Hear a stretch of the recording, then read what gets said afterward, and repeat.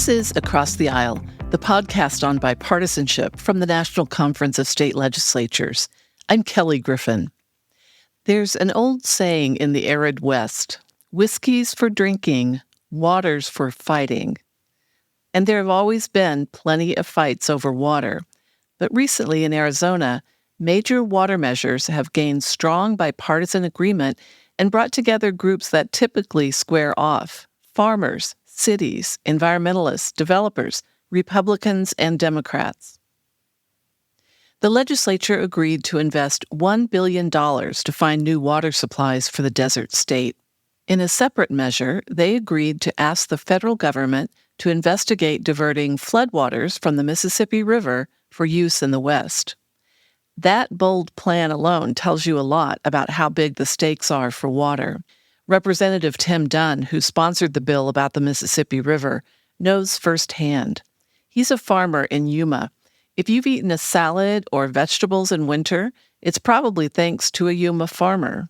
People don't realize that, being on the far bottom end of the Colorado River system, Yuma, because of its climate, access to labor, and our great quality soil and water, we produce over 90% of the winter vegetables between November and April. So if you're eating a salad somewhere in the United States, in North America, it's coming from Yuma, Arizona. These farms rely on the Colorado River. They certainly don't get enough rain to grow crops, but they get steady warmth and sunshine year-round, and the river provides the water. But a mega-drought in the West puts Colorado River water at risk. More than 40 million people in 7 states and northern Mexico rely on the river. A big majority goes to agriculture, 75%, and the rest to cities and towns for residential and industrial use. The water is banked in 2 key reservoirs, Lake Mead at Hoover Dam and Lake Powell at Glen Canyon Dam. In recent years, their levels have dropped so low it has put electric power generation for millions of customers at risk. It could even fall below the release valve, and then no water could be sent downstream to Arizona, Nevada, or California. The Interior Department is requiring these states to sharply curb their use of the river. In May, the states agreed to cut back with financial help from the federal government until 2026. After that, states will have to shoulder more of the costs, and the water problem is expected to be worse. So with all this looming, maybe it's not so strange to think of pumping Mississippi floodwaters hundreds of miles, essentially uphill. Dunn isn't the first person to think of it. It has been debated and studied over the years. But he decided to put the idea in motion after a visit to his brother's farm in Mississippi. We get 3 inches of rainfall a year here in Arizona. We go out to Mississippi and you can get 3 inches of rainfall in 2 hours. He also noticed how often the land of family farms in Mississippi was underwater. Between the over 10,000 acres that the collective family farms down there, there's always someone that has backed up a floodwater or damage from floods and rain. Dunn figured siphoning off the floodwaters could help farms all along that river and in the West. And if it's a pipe dream, well, it calls for a very large pipe, as much as 88 feet wide, one study says. He knows there are massive obstacles around cost, environmental impacts, and water rights that he hopes a thorough study would answer.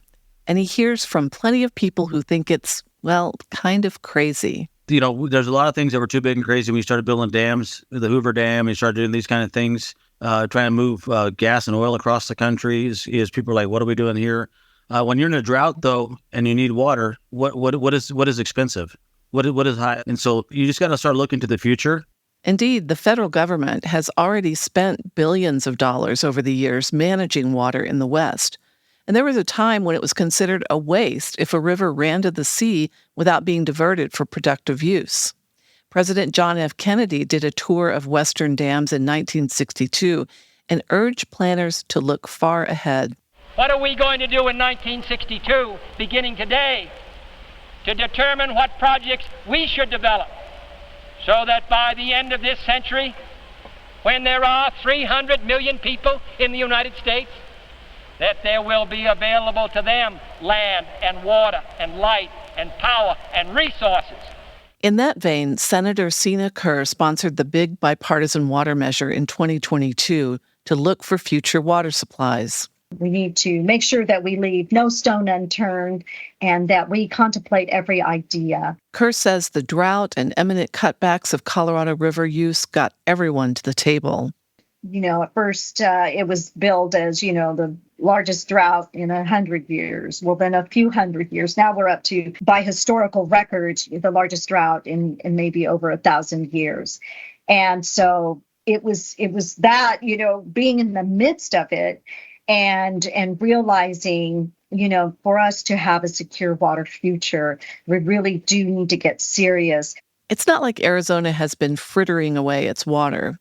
For a century, the state has made policy and built infrastructure to support water needs, using the Colorado River, groundwater, and conservation. Most recently, the state prohibited growth on raw desert with no groundwater supply.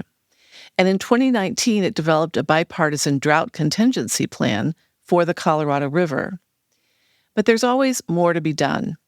Kerr proposed $1 billion over 3 years to explore things like moving and storing water in the state or looking outside its borders, particularly at the idea of using ocean water through desalination plants being considered in Texas and Sonora, Mexico. The money is a drop in the bucket compared with the cost of almost any big water project, but she says it creates a structure and seed money so the state can be responsive to new solutions.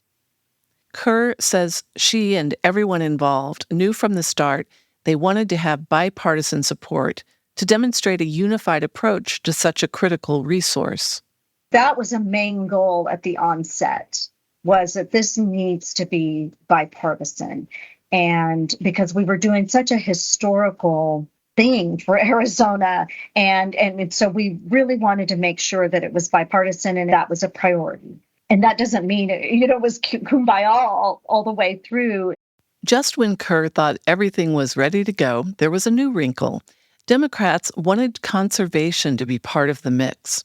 Then State Senator Lisa Otondo asked for $200 million to award grants for specific projects, things like tearing out residential lawns and swimming pools or improving efficiency in farm operations. I really believe we need the buy-in from the public, and I believe many public members, both rural and urban, would like to begin to implement water conservation projects in their homes, perhaps their businesses, and they would really appreciate the support of the state to do so. So conservation efforts are extremely important and can help, although we cannot conserve our way out of the situation with water, but it's an important piece. Kerr says the conservation piece made sense, but for a while it looked like a deal breaker because of the costs until they agreed to use ARPA money for it. That ensured the support of Democrats. Next steps won't be simple. They never are with water policy. And water may still be for fighting as it gets harder and harder to come by. But Kerr believes this time the very act of fighting over details was a good thing. It was just wonderful being part of the whole process because it took many different turns. And it was in that collaboration with everyone at the table and across the aisle and several different agencies and working with the governor's office as well. So I've learned to really embrace the challenging times and knowing that you're going to learn a lot. And I would almost say every time you get a better bill after you've had those struggles and you've worked through the concerns and what that bill that comes out at the end really serves the people of Arizona even better. I'm Kelly Griffin. Thanks for listening to Across the Aisle. What kind of bipartisan work has happened in your state house? Please drop us a line. The email is acrosstheaisle@ncsl.org. And check out NCSL's other podcasts. There's The Inside Story, where NCSL's CEO Tim Story interviews experts in leadership and legislatures. The podcast Our American States dives into some of the most challenging public policy issues facing legislatures today. And also check out our special series, Building Democracy, which looks at the colorful history of legislatures. Find them wherever you get your podcasts.